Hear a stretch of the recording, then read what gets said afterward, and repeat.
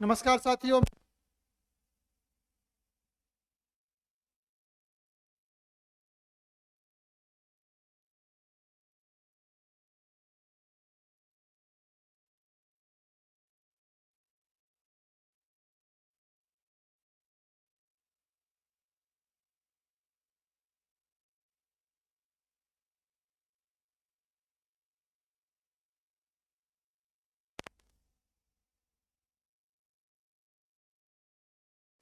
नए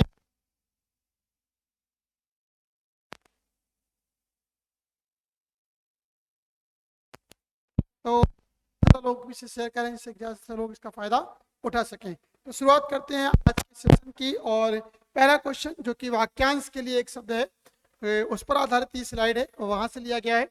देखते हैं पहला क्वेश्चन क्या है। लिखा हुआ है जिसका इलाज ना हो सके इसके लिए एक शब्द क्या होगा। जिसका इलाज ना हो सके इसके लिए एक उपयुक्त शब्द कौन सा है। असाध्य, दुसाध्य, साधनहीन या श्रम साध्य। देखिए, जिसका इलाज ना हो सके उसके लिए बोला जाता है असाध्य, उसके लिए बोलते हैं असाध्य। जिसका कठिनता के साथ इलाज हो सके उससे बोला जाता है दुसाध्य। साधनहीन, जिसके पास कोई साधन नहीं है उसे साधनहीन। और जो श्रम के द्वारा साध्य किया सके, जो श्रम के द्वारा जीता सके उसे श्रम साध्य कहा जाता है। तो पहले का आंसर है ए। दूसरे क्वेश्चन की ओर बढ़ते हैं। लिखा हुआ है जिसे जीता ना सके, जीत से जीता ना जा सके उसे क्या कहते हैं। अजय, अज्ञेय, अपराजय, दुर्जय। तो जिसे जीता ना सके उसे क्या कहते हैं। अजय। ठीक है, जिसे जीता ना जा सके उसे कहते हैं अजय। अज्ञेय, जिसका किसी का ज्ञान नहीं है वो अज्ञेय होता है। अपराजय, जिसको पराजित ना किया सके। दुर्जय, जिसको जो है जीतना जो है कठिन हो उसके लिए दुर्जय कहा जाता है। तो दूसरे का ए ऑप्शन बिल्कुल सही है। तीसरे की ओर बढ़ते हैं। लिखा हुआ है जिस स्त्री का पति जीवित है, जिस स्त्री का पति जीवित है उसके लिए क्या कहा गया है। पतिव्रता, सदवा, विवाहिता या अनुरक्ता। तो जिस स्त्री का पति जीवित होता है उसके लिए कहा जाता है सदवा। ठीक है, सदवा। पतिव्रत को, पति का जो है पति धर्म का पालन करने वाली जो स्त्री है वो पतिव्रता बोली जाती है। विवाहिता, जो नई नई जिसकी अभी हाल ही में शादी हुई है उसे विवाहिता कहा जाता है। ठीक है, सदवा जिसका पति जीवित होता है, यानी कि तीसरे का बी आंसर। क्वेश्चन नंबर 4, जो क्षीण ना हो सके उसके लिए उपयुक्त शब्द कौन सा है। जो क्षीण ना हो सके, अमिट, अपार, अक्षय या अनंत। तो जो क्षीण ना हो सके उसे बोलते हैं हम अक्षय। जिसका क्षरण ना हो सके उसे हम बोलते हैं अक्षय। जिसको मिटाया ना जा सके उसे बोलते हैं अमिट।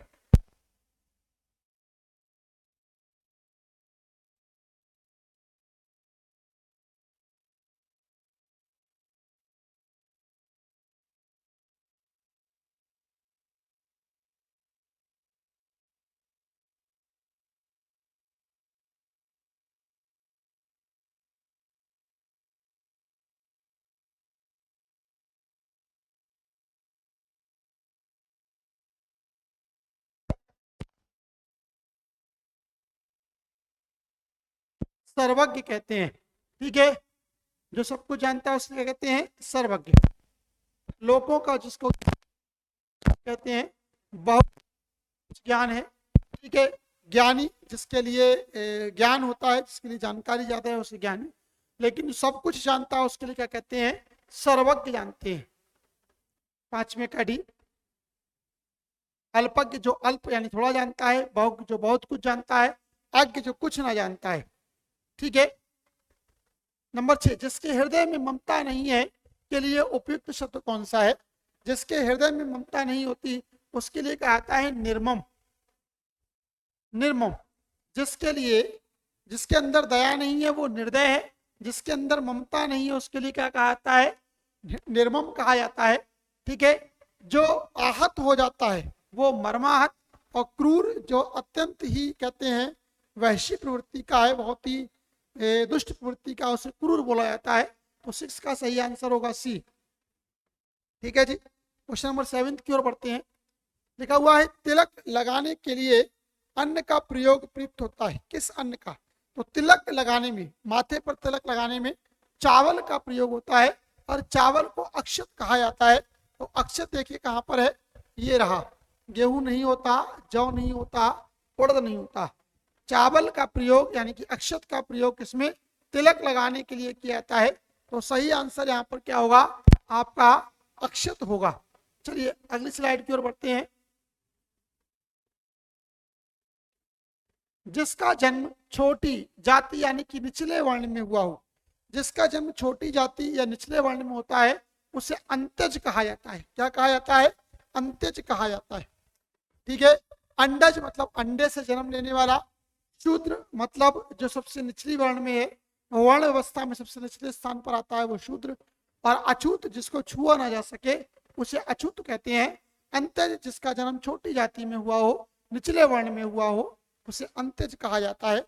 डिस्क्रिप्शन सामने है, देख सकते हैं। क्वेश्चन नंबर 9, खाद्य सामग्री जो यात्रा के समय दी जाती है, ऐसी खाद्य सामग्री जो रास्ते में नाश्ते के तौर पे जो है रखी भोग के लिए दी जाती है, और वो क्या बोली जाती है, पाथे बोली जाती है। क्या बोली जाती है, यानी कि 9th का सही आंसर क्या होगा, 9th का सही आंसर सी। 10th, आधी रात का समय क्या बोला जाता है, सरवरी, विभावरी, निशा या निशित। आधी रात का समय जो है वो क्या बोला जाता है, निशित बोला जाता है। क्या बोला जाता है, निशित। विभावरी जो होता है वो सुबह का समय होता है। तो सही आंसर यहाँ पर डी, 10 का डी। देखिएगा, निशित का अर्थ होता है अर्धरात्रि, विभावरी मतलब रातों वाली या तारों वाली रात, पूसा काल भोर का समय, प्रदोष होता है सूर्यास्त का समय या संध्या। तो निश्चित शब्द वहां पर बिल्कुल सही था, निश्चित आंसर वहां पर बिल्कुल सही था। 10th का डी। 11th, रंगमंच के पर्दे की पीछे के स्थान को क्या जाता है, पृष्ठभूमि, नेपथ्य, मंच पृष्ठ या गुहन मंच। तो रंगमंच में पर्दे के पीछे की भूमि को क्या कहा जाता है, नेपथ्य कहा जाता है। क्या कहा जाता है, नेपथ्य। यानी कि सही आंसर क्या होगा, 11th का बी। ठीक है, यहाँ पर आंसर का डिस्क्रिप्शन नहीं दिया है, तो नेपथ्य कहा जाता है। 11th का सही आंसर क्या है, बी है, वहां पर भी बी है। क्वेश्चन नंबर 12, हवन में जलाने वाली लकड़ी के लिए शुद्ध शब्द क्या है। हवन में जलाने वाली लकड़ी क्या बोली जाती है, समिधा बोली जाती है। क्या बोली जाती है, समिधा। हवन सामग्री अलग चीज होती है, हवन सामग्री एक अलग वस्तु है जो कि हवन करते समय डाली जाती है, लेकिन जो हवन में आम इत्यादि की लकड़ियों का प्रयोग किया जाता है वो लकड़ियां क्या बोली जाती हैं, समिधा बोली जाती हैं। वनकाष्ठ वन की लकड़ी है, शुष्क काष्ठ मतलब सूखी लकड़ी है। तो बाकी के सारे आंसर गलत हैं, डी आंसर सही है। 13, दिशाएं ही जिनका वस्त्र है, दिशाएं जिनकी वस्त्र होती हैं उन्हें दिगंबर कहा जाता है। क्या कहा जाता है, दिगंबर। यदि आप इसको पढ़ा हो तो ये होता है दिक धन अंबर, दिक धन अंबर। दिशाएं ही वस्त्र जिसका, उसे क्या बोलते हैं, दिगंबर। विश्वंबर, दिक्पाल, दिगंबर और पैगंबर। तो सही आंसर क्या है आपका, दिगंबर है। ठीक है, 13 का सी आंसर बिल्कुल सही है। विश्वंबर अर्थात विश्व का भरण पोषण करने वाला, दिक्पाल मतलब दिशाओं का पालन करने वाला देवता, पैगंबर मतलब धर्म अर्थात पैगाम देने वाला, और दिगंबर अर्थात दिशाएं जिसकी वस्त्र हैं। जिसका जन्म कन्या के गर्भ से हुआ हो उसे क्या कहते हैं, कन्या पुत्र, कानिन, अवैध पुत्र या जो है कन्या सुता या कुमारी सुत। तो जिसका जन्म कन्या के गर्भ से होता है उसे हम कानिन बोलते हैं। क्या बोलते हैं, कानिन बोलते हैं। क्या, कानिन। जिसका जन्म कन्या के गर्भ से हुआ हो उसे हम क्या बोलते हैं, कानिन बोलते हैं। ठीक है, देखिए यहाँ पर कहीं पर भी जो है मेल या फीमेल की बात नहीं की गई है, यहाँ पर केवल एक जन्म लेने वाली संतान की बात की गई है। तो जो कन्या के जन्म से गर्भ से जन्म लेगा उसे क्या कहा जाएगा, कानिन कहा जाएगा। जिसका 14 का बी आंसर डिस्क्रिप्शन दे रखा है। पेट की अग्नि के लिए शुद्ध शब्द कौन सा है, दावाग्नि, जठराग्नि, बड़वाग्नि, मंदाग्नि। तो पेट की अग्नि के लिए जरा यहाँ पर जरा देखिएगा, विकल्प जो है घुमाए गए हैं। ये ए है, ये वाला सी है, ये बी है और ये डी है। तो पेट में लगने वाली आग क्या बोली जाती है? जठर राग्नि, जठर धन अग्नि। ठीक है, जठ राग्नि। तो सही आंसर यहाँ पर सी जाएगा। 15 का सही आंसर क्या है? सी। थोड़े ऊपर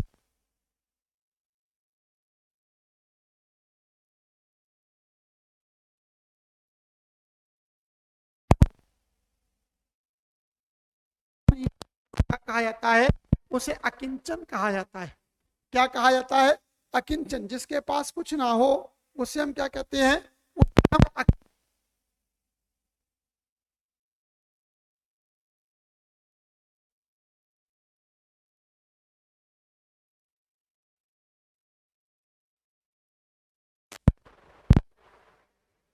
जिससे बुलाया ना गया हो उसे क्या वाला शब्द कौन?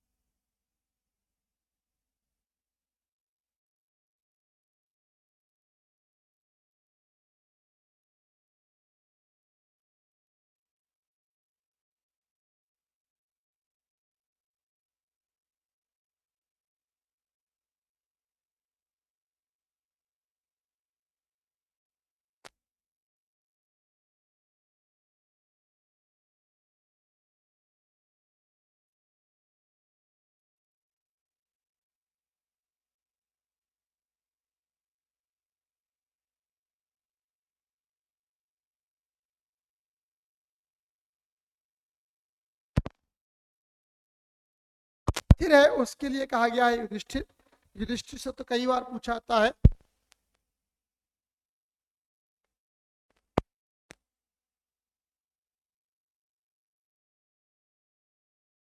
जाता है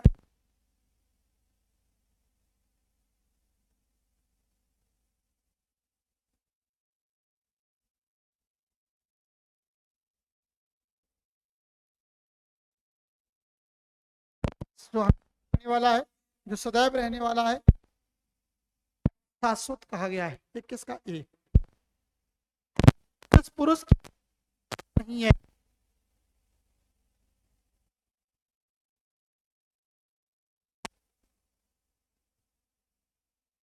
या विपत्निक, तो उसे विपत्निक बोला जाता है।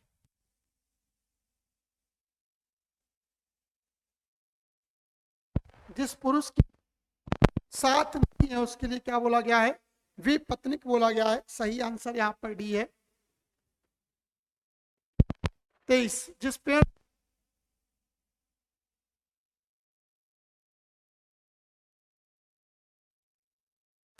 सारे पत्ते झड़,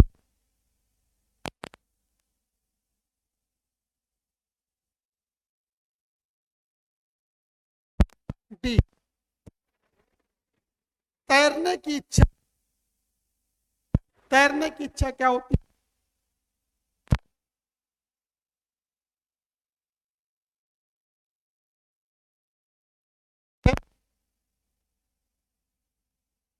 जीवन जीने की इच्छा क्या है? जिजीविषा बोली जाती है। मरने की इच्छा मुमूर्षा बोली जाती है। तो सही आंसर कौन सा है? बी। 25, जिसके सिर पर चंद्र हो, जिसके सिर पर चंद्र होता है उसे क्या बोलते हैं?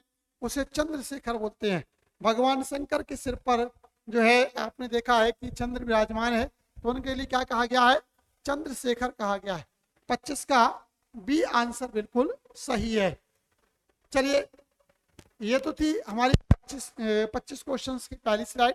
अभी इसकी दूसरी स्लाइड भी है जिस पर हम बात करते हैं। जरा देखते हैं वो 25 दूसरे क्वेश्चन कौन से हैं।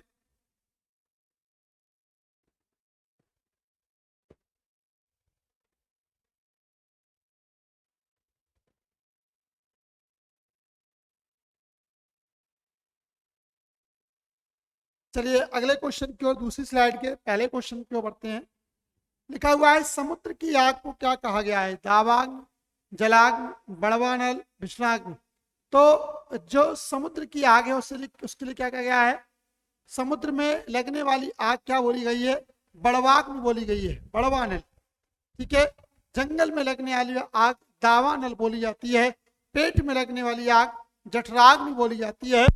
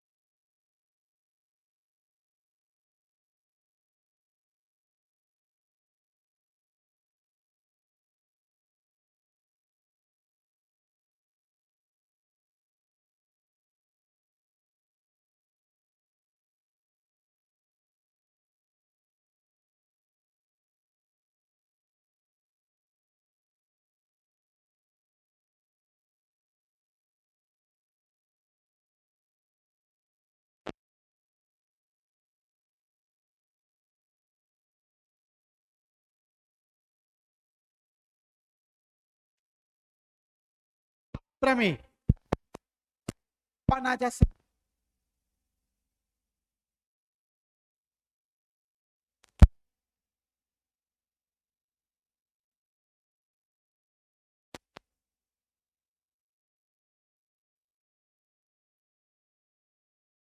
हैं।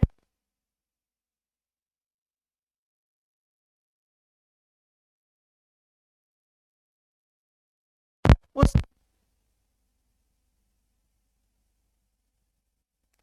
जो ना हो उसके लिए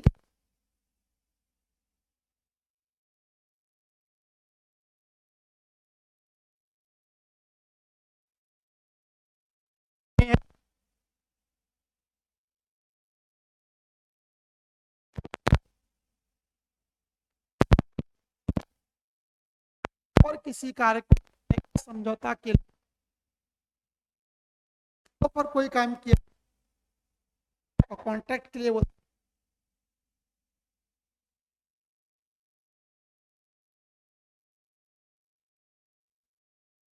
समाप्ति मानी जाएगी।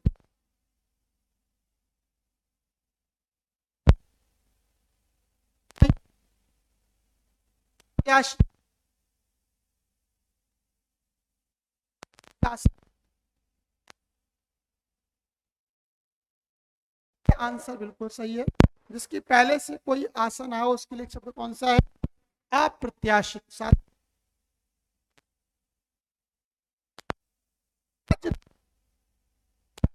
आधिकारिक आदेश जो राज्य के द्वारा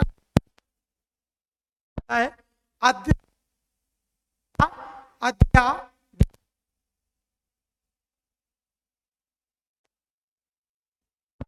बोला जाता है।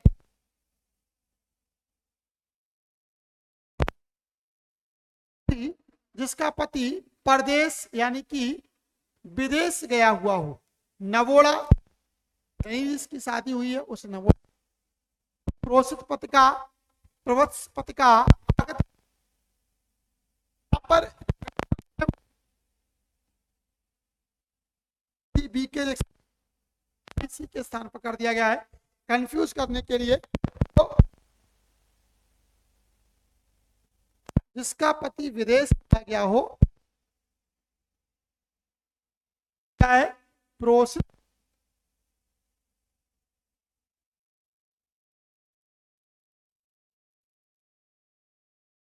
क्या होता है, ठीक है। आपाद, आपाद, आपाद और मस्तक। आपाद मतलब पैरों से लेकर मस्तक तक की जो बात है वो क्या बोली जाती है, आपाद मस्तक बोली जाती है। यानी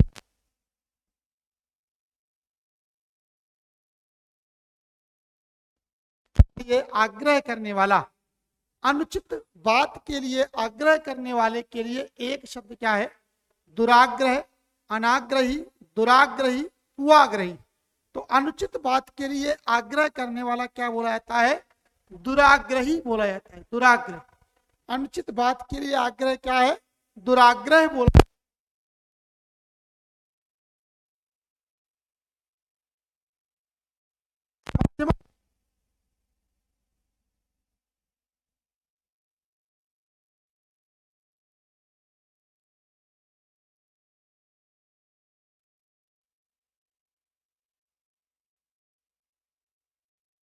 इसके लिए अनामी, अनिमिका, अनामिका, ये तीनों शब्द हैं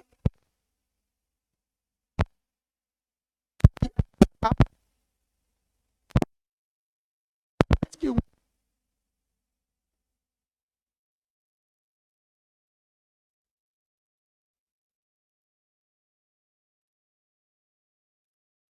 5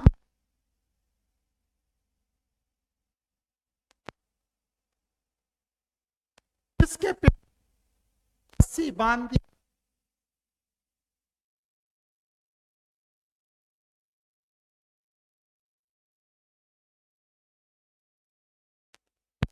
धन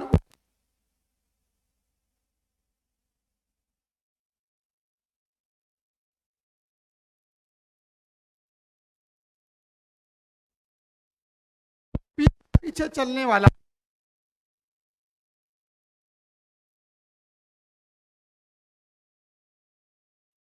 पीछे पीछे चल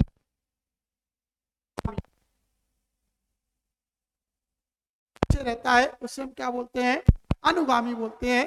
तो सही आंसर क्या है 14 का, यहाँ पर बी बिल्कुल सही आंसर है, 14 का बी।